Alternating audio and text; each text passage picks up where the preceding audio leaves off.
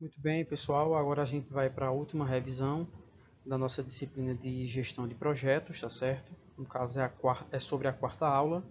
Lembrando que para vir para cá, eu espero que vocês já tenham visto no sistema de vocês a quarta aula, ok? Então vamos lá, vai ser bem objetivo.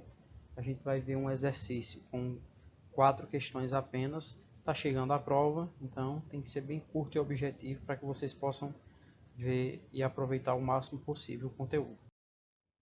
Primeira questão, só um detalhe, nesse exercício aqui a gente vai trabalhar muito as questões desse autor aqui, olha, o Kerner, desse livro que ele escreveu em 2016, tá certo? E nessa primeira pergunta aqui ele vai falar sobre gestão de riscos, ok? Então, eu espero que vocês tenham visto um dos vídeos que eu coloquei aí no grupo de vocês sobre a construção do Burj Khalifa, o maior prédio do mundo lá em Dubai, e também sobre a ilha artificial. Imagina a quantidade de coisas envolvidas ali, o risco que se corria para construir uma obra daquela dimensão. Só para quem não viu, eu vou deixar aqui na descrição, tá certo? Desse vídeo lá embaixo, o link para vocês acompanharem novamente. Mas vamos lá. A gestão de riscos é um meio organizado de identificar e medir riscos e desenvolver, selecionar e gerenciar opções para lidar com esses riscos, segundo esse autor que eu falei para vocês.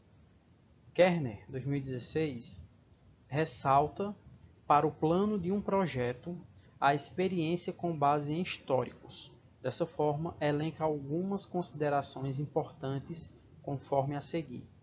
Então, olha, ele aponta alguns pontos aqui importantes sobre a gestão de riscos. Primeiro, o que aprendemos com o passado? Será que é importante? Tá certo? Então, ele fala o quão importante é a experiência com questões que aconteceram anteriormente.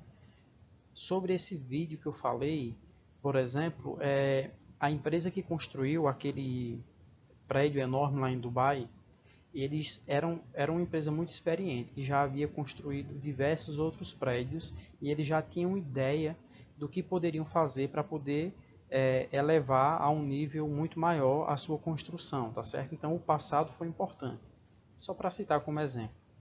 Outra questão importante, a gestão de riscos nos incentiva a olhar para o futuro, a prever o que pode dar errado e, então, a desenvolver estratégias de contingência para mitigar esses riscos. Contingência, nesse sentido aqui, vamos imaginar como eu tenho um plano B, plano C, tá certo? E daí em diante, para não ser pego de surpresa no momento que eu estou desenvolvendo o projeto, na parte da ação. Então, eu tenho que ter várias estratégias para me adequar de forma flexível a qualquer situação de problema.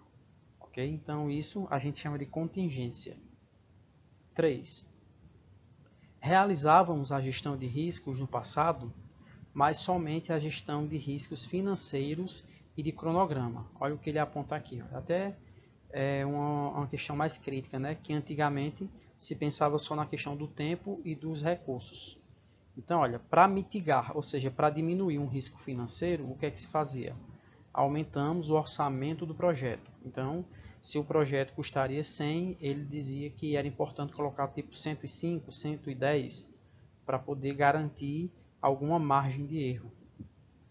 Para mitigar é diminuir, tá certo? Um risco de cronograma, que é o tempo, né, para fazer as coisas, adicionamos mais tempo a ele. Então, se algum projeto está previsto para um ano, aí você coloca 1 ano e meio para garantir que vai ser entregue dentro de um prazo razoável, tá certo? Então, esse prazo razoável serviria para evitar você indicar uma data e depois não entregá-lo. Então ele falava que ele diz, aliás, que isso aí era realizado no passado, mas que atualmente não é mais feito não, ok? Mas de fato são observações interessantes. Continuando,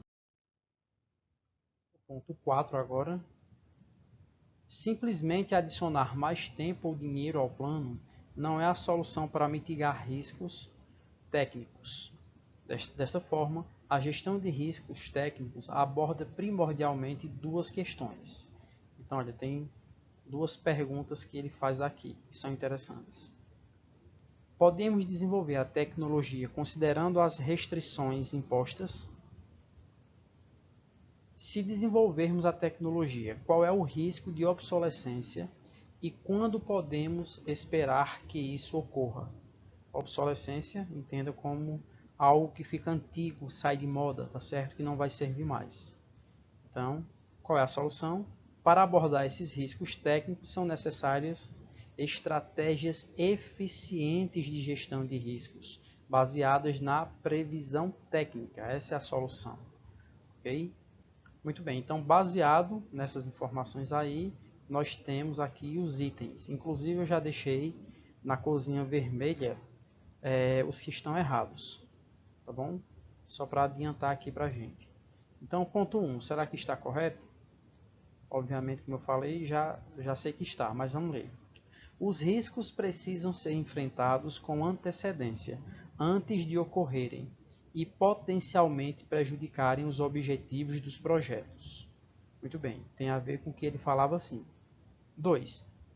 A gestão de riscos é exclusivamente, essa palavra aqui raramente é utilizada em administração, exclusivo. Então, exclusivamente de responsabilidade do gerente de projetos, com base em sua experiência. Não, é de toda a equipe. Okay? Então, essa questão 2 aqui está errada. Ponto 3. O desconhecimento de riscos e incertezas causa grandes problemas à gestão de projetos quando eles se materializam inesperadamente e se tornam problemas nocivos. Sim, corretíssimo. Ponto 4. Uma equipe de projetos precisa de uma ferramenta de gestão de riscos de projetos na qual os eventos futuros, tanto os previstos quanto os imprevistos, possam ser acompanhados continuamente. Também super importante, tá certo? Ter esse tipo de ferramenta de acompanhamento. E o ponto 5. Uma ferramenta de processo de gestão de riscos precisa ser complexa? Não, ela pode ser simples, para atender à demanda total do projeto. Então, essa questão, esse ponto 4 aqui está errado, que me indica que, a partir do contexto descrito por Kerner, no capítulo 5, itens 5.6 e 5.7 do livro dele, analisa as afirmativas que nós lemos lá, né? E assinale a alternativa com a descrição correta. E é a nossa letra D. Somente as alternativas 1, 3 e 4 estão corretas. Vamos agora para a questão número 2, que nos traz o seguinte. Em alguns casos, em dependência do planejamento estratégico de um projeto, pode-se ter a necessidade de ir além de um escopo modesto em relação às aquisições de equipamentos, softwares, modelos, entre outras necessidades, e se deparar em um caminho de estratégia audaciosa de mercado, com até mesmo na incorporação de outras empresas.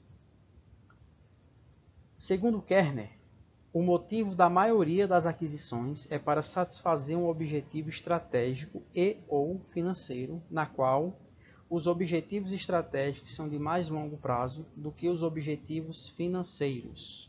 Lembrando que esse exercício aqui eu peguei lá da nossa aula atividade, ok? E vamos responder as questões aqui de acordo com o que o autor fala. Então, dê uma olhadinha no livro e vou trazer para vocês agora o que é que ele indica, ok? Então vamos lá. Primeiro, economias de operações combinadas e corte de custos por meio da eliminação de passos duplicados. Então aqui eu estou falando da gestão financeira dos projetos. Então olha, imagina que você vai desenvolver duas ações importantes em um projeto. Se você puder realizá-las ao mesmo tempo, para não ter que contratar pessoas duas vezes, contratar equipamentos duas vezes, e essas pessoas e equipamentos puderem fazer as duas ações, é melhor fazê-las de formas combinadas. E isso vai implicar em quê? Em corte de custos. Então você vai fazer um projeto de modo mais eficiente, ok? Não ter que fazer duas vezes tudo. 2. Propriedade intelectual adicional que poderia ter sido impossível de obter de outra forma. Então, a gente está falando aqui da importância da questão da experiência da empresa, que isso vai virar, no caso, a propriedade intelectual daquela instituição, daquela organização. Então, como os americanos falam muito, essa frase é o learn by doing, aprende-se fazendo, tá certo? Então, a empresa, por exemplo, esses escândalos de corrupção no Brasil que envolveram a Odebrecht e tudo mais, teve um impacto muito forte na economia do Brasil, porque empresas como a Odebrecht, ela tem uma expertise, uma capacidade operacional muito forte. Então, quando ela deixa de operar, as obras dessa dimensão, muito grandes no Brasil, elas param, porque as outras empresas não têm a mesma capacidade. Então, de alguma forma, é um prejuízo, tá certo, para a economia. Lembrando que eu não estou dizendo que a empresa deveria continuar por isso, ela cometeu os crimes, que responda, né? Mas no que diz respeito ao ponto de vista econômico, tá certo? O fato de eles terem parado causa algum prejuízo para a economia como um todo. Continuando agora, parte 3. Controle direto dos custos, qualidade e cronograma em vez de estar à mercê de um fornecedor ou distribuidor. Então, é importante ter um controle sobre os custos, qualidades e o tempo, tá certo? Não ficar dependendo de outros. 4. Pressão sobre os concorrentes por meio da criação de sinergias e criação de novos produtos e serviços. Então, olha, entendam sinergias aqui. Deixa eu ver um exemplo interessante sobre sinergia. Sinergia seria algo como a união de esforços, tá certo? Você ter, por exemplo, a possibilidade de ter, nesse caso aqui, né, mais fornecedores, mais clientes, mais equipes, para não depender só de um grupo só, tá entendendo? Para poder alcançar seus objetivos. Então, é uma questão correta também. Essa pressão sobre os concorrentes, ó, uma empresa inovadora sempre vai estar criando produtos e serviços novos, então fica difícil copiar ela. Então ela vai ter uma saúde financeira maior. E o quinto ponto, os objetivos estratégicos são sempre de curto prazo. Não preciso nem continuar lendo essa questão aqui. Estratégia sempre é de longo prazo, ok? Decorem isso. Muito bem. A partir do contexto descrito pelo autor, né, no capítulo 17 do seu livro, analise as afirmativas em relação aos benefícios de longo prazo das fusões e assinale a alternativa que identifique de forma correta as descrições. Quais são as corretas? Somente as alternativas 1, 2, 3 e 4. A 5 está completamente errada. Muito bem, vamos agora para número 3. Em relação à adoção de longo prazo e à sustentabilidade por meio das técnicas de gerenciamento de mudanças na organização, Kerner, em 2016, descreve alguns bons exemplos para garantir o envolvimento de todos os grupos de partes interessadas e equipes afetadas. Então vamos ver o que é que ele indicava. Ponto 1. Gerar um envolvimento e colaboração global em toda a unidade de negócios de serviços com representantes especializados no assunto.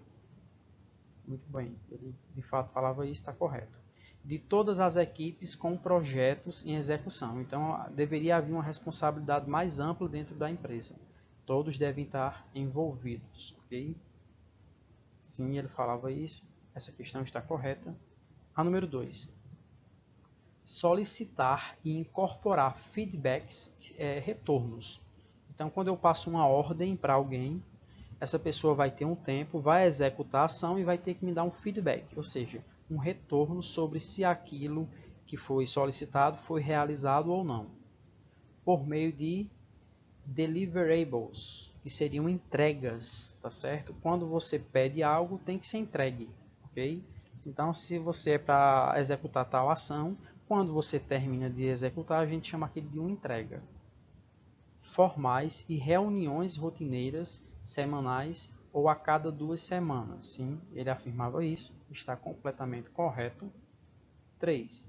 Estabelecer um conselho de orientação de liderança para o programa, com representação em toda a unidade de negócios, no nível da liderança com autoridade para fazer cumprir padrões, remover obstáculos e promover a escalada, resolução de problemas. Isso ele falava também, está corretíssimo.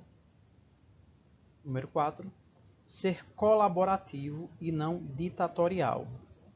Então, não vai ter aquela decisão só de uma pessoa. Então, você tem o conjunto das equipes que vão tomar as decisões. Então, quando você faz isso, você está fazendo algo de forma colaborativa, ok?